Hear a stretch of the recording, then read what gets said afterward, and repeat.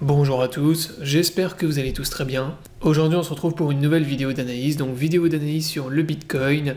Donc en début de semaine, mardi, on était rendu au niveau du dernier ATH sur Bitcoin. Juste avant, j'avais fait tourner la vidéo en fait juste avant l'énorme dump qu'on avait eu le jour même, donc qui a été racheté massivement dans cette mèche.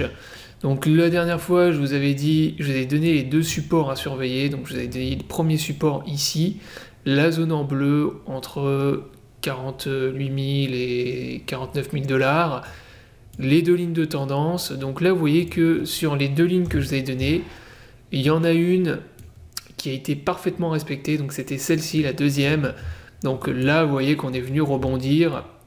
Mardi dernier, justement, quand on a eu l'énorme dump que Bitcoin a fait moins 20% en une journée, on est venu rebondir pile poil dans la zone en bleu que je vous ai donnée, plus la ligne de tendance ici.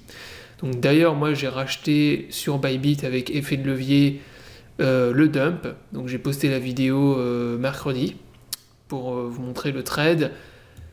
Et voilà, vous aviez la ligne de tendance plus la zone de support ici qui a parfaitement marché.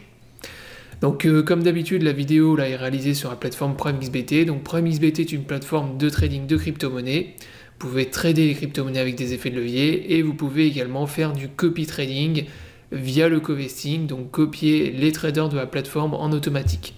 Donc mardi dernier, lors de la dernière vidéo, je vous avais donné également mes différents scénarios. Je vous avais dit que soit on rebondissait fort dans cette zone et ensuite on repartait dans une tendance fortement haussière, donc ce qui n'était pas mon scénario privilégié, mais c'était un scénario qui était probable, ou bien second scénario, c'était qu'ici on avait fait un nouvel ATH sur le Bitcoin, et que là on repartait dans une phase de correction, similaire à celle qu'on avait faite lors du mois de janvier ici, où on avait corrigé sur le Bitcoin de moins 30%.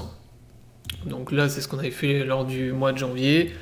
On avait fait une correction de moins 30%, on avait dessiné ensuite une nouvelle zone d'accumulation entre les 30 000 $ et les 40 000, donc nouvelle zone d'accumulation ici où le Bitcoin il a range, avant de repartir à nouveau dans une parabole et dans un FOMO sur Bitcoin.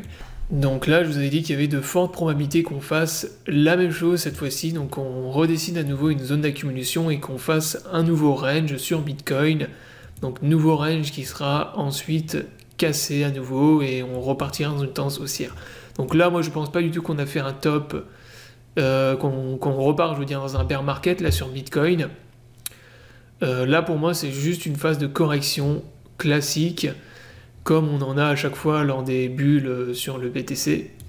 Donc là cette ligne de tendance là maintenant on la supprime. Elle nous a été utile mais plus maintenant. Donc je vous avais donné le support ici qui a été cassé également, donc là le support maintenant il est break, support ici des 49 000, on a maintenant une nouvelle zone de support que je vais surveiller de très près et qu'on va peut-être revenir tester plus tard, donc c'est la zone en bleu ici entre 40 000 et 42 000 $, donc toute la zone en bleu ici qui est vraiment maintenant le nouveau gros support qu'on a sur Bitcoin, sachant que là pour le moment si je prends le dernier top et que je prends le dernier dip, on est à peu près à moins 24% de retracement. Donc si on venait à faire un retracement plus bas de l'ordre de moins 30% comme ce qu'on a fait en janvier, vous voyez que ça nous amènerait pile dans cette zone en bleu. Donc toute la zone entre 40 000 et 42 000 $, donc ça c'est vraiment la zone que je vais surveiller, le gros support majeur qu'on a maintenant sur Bitcoin, si on venait casser le dernier dip. Sachant que là, à court terme maintenant sur le Bitcoin, on a fait une nouvelle... on a des divergences en fait haussières, divergence bull sur le H4. Donc là, c'est ce qu'on a formé ici sur le H4, divergence haussière, qui n'a pas encore été validée, mais on a quand même des divergences bull. Donc moi, je pense qu'à court terme, au moins, on va dire, soit à la fin de la semaine ou soit début de semaine prochaine, on va repartir dans une tendance haussière sur le Bitcoin pour purge la divergence et maintenant ce qu'il va falloir surveiller de toute façon, c'est l'extraction du range entre la zone en bleu et la zone en rouge. Donc là maintenant on a notre nouveau support parfaitement identifié ici. On a la résistance qu'il faut réussir à franchir maintenant pour repartir dans une nouvelle parabole et dans un nouveau FOMO. Et tant qu'on est à l'intérieur, en fait, ça va à range. Donc ça va faire exactement la même chose que lors du mois de janvier. On va dessiner un range, on va accumuler dans cette zone. Donc voilà, la vidéo est terminée. Donc comme je vous l'ai dit, moi à court terme, là sur Bitcoin, je suis bull. Là, on a la divergence sur le H4 qui a de fortes probabilités d'être validée et qui va nous ramener beaucoup plus haut. Donc on va avoir un pump sur Bitcoin. Donc pump pour purger la divergence qui devrait nous ramener minimum vers les 54 000 $, 54-55 000 au niveau de cette résistance. Donc ça c'est scénario bull. Après à partir de là, pour moi il y aura de fortes probabilités d'être rejeté et de venir dessiner justement notre zone d'accumulation, notre range dans la zone ici. Soit scénario bear, là on est toujours bear sur le Bitcoin, et à ce moment-là, on surveille la zone de support que je vous ai donnée juste en bas. Donc gardez quand même de la liquidité, moi c'est ce que je fais, j'ai encore de la liquidité là, pour rentrer dans cette zone en bleu ici, justement au cas où on break, on refasse un nouveau dip et qu'on reparte dans une nouvelle tendance bear, et à ce moment-là, donc toute la zone en bleu par contre ici, il ne faudra pas la louper, et ce sera une énorme opportunité pour racheter des crypto-monnaies.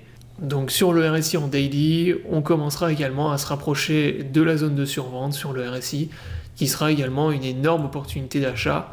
Donc ça, si vous regardez, oula, donc j'étais pas en logarithmique, donc durant la bulle de 2017, vous voyez qu'à chaque fois qu'on avait les retracements ici, en fait on avait des pics de vente qui venaient dans la zone de survente sur le RSI, et systématiquement c'était les meilleures opportunités d'achat sur Bitcoin.